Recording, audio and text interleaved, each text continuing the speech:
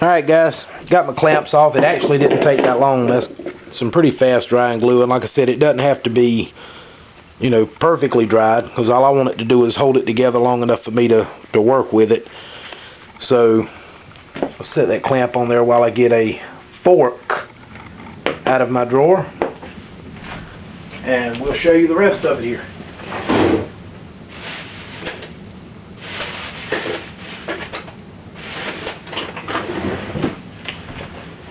Alright, now you can buy all kinds of special tools to mark where you're going to be drilling at and things like that. They sell a lot of high dollar stuff here at my local hobby shop. I use a fork because the spacing on the tines is just about perfect for what I'm going to be doing. So I know I want it to be just barely in, so I'm going to poke down and just keep doing this all the way around. As I said, I'm not looking for perfection, just something to go by.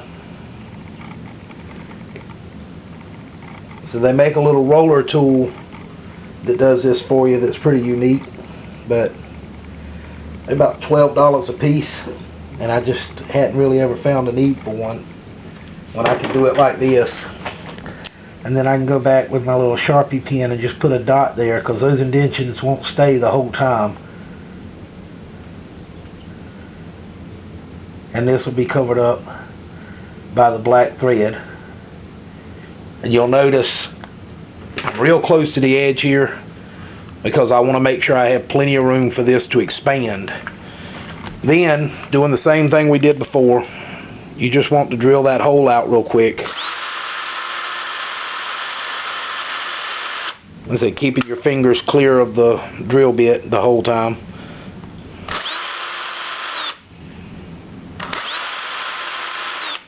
And if you don't hit the mark exactly, it's all good. It's not going to hurt anything. A lot of times I just use those marks as a just about kind of deal.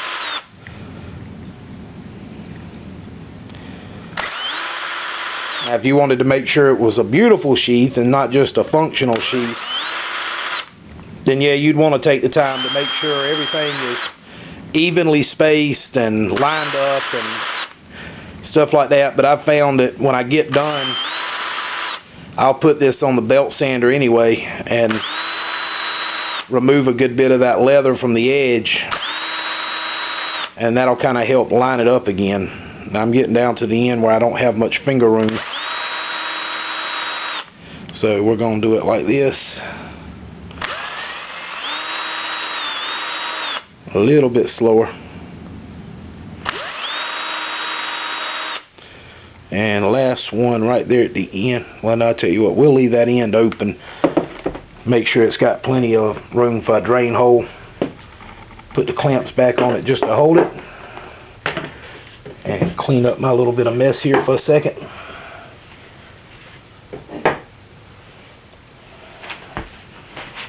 Throw away my leather dust.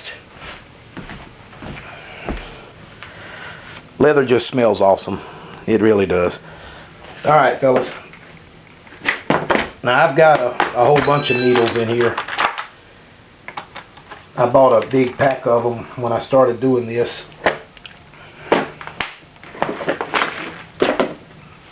I'm going to use probably about 6 foot of this wax thread.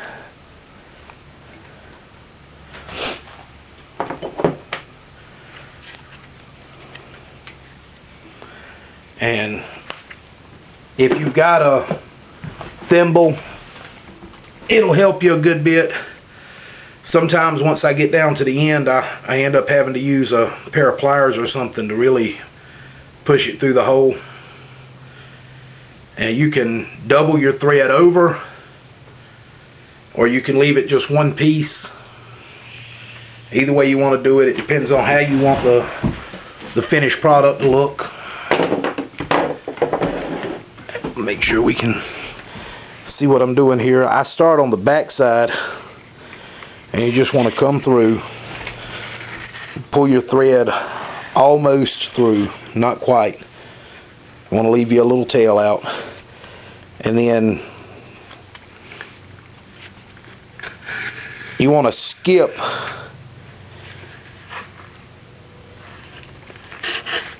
like this. You'll see on the front I'm actually leaving a space, but then after I get up to the top and I've got it pulled tight, then I'll come back through again and go from the other direction and go back down to where this thread was, which is why you're leaving some extra. And I just totally bombed that one, so we'll pull that back through real quick. That's why you don't talk too much. There we go. You just want to keep going in and out of your holes, making sure you're pulling it kind of tight.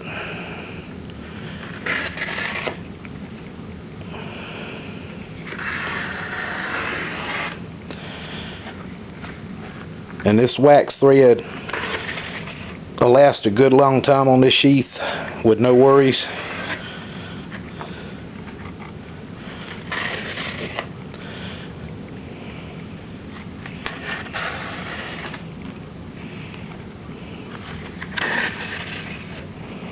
Alrighty, now we're going back in the last hole, coming out on the back side.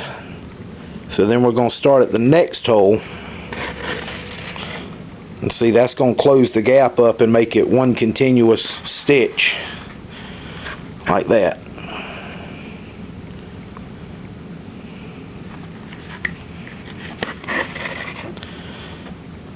And you can do this as many times as you want. For a larger sheath, I would actually double the thread over and pull a double run through, and I would do this until I just couldn't get the needle to go in anymore.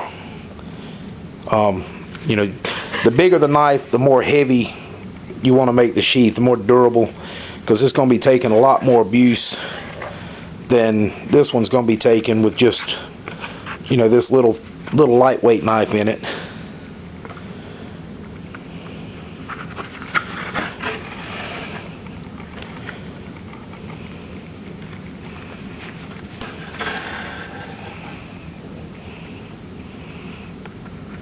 So you see the basic idea of what I'm doing here.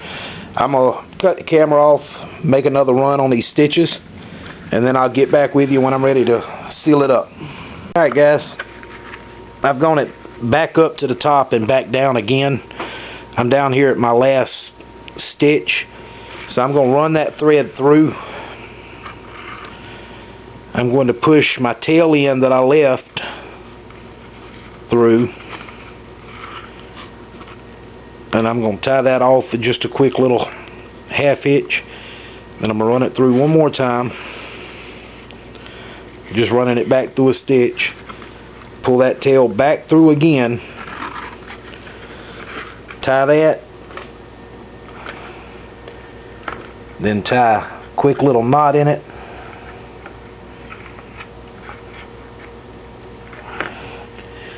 clip that down as low as I can,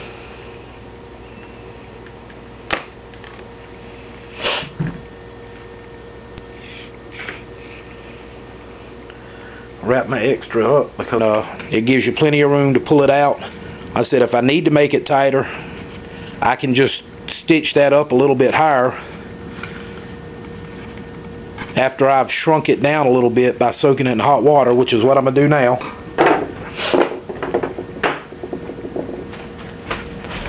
Just get some hot water out of your tap. It doesn't have to be boiling hot. Now I've soaked that down. You can see the color's different. It's real flimsy and flexible right now. We're going to put the knife in it all the way down. I'm going to take a clamp. Now if this was a carbon steel knife, I would put wax or oil on the blade. Being that it's a stainless knife, I'm not really much worried about it. Bring that up to where it gets all the way to where the hilt is, and pull that out just a hair. And then we're going to give it here.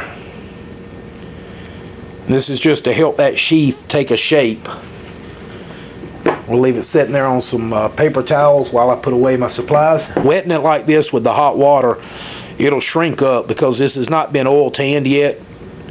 So it's not raw, it's not totally raw leather, but it's still, you know, got some room to grow, so to speak. But that's it pretty much, fellas.